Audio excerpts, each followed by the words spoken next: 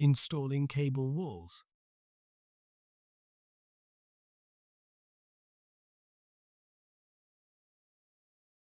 Align the cable wall with the screw holes on the system board assembly, and then fasten the two screws to secure the cable wall. Repeat this step with the other cable wall. Secure the cables by routing them into the space between the cable wall and the chassis.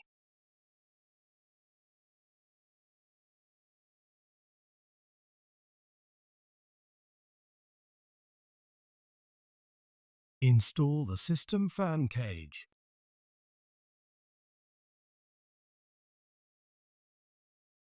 Install the air baffle.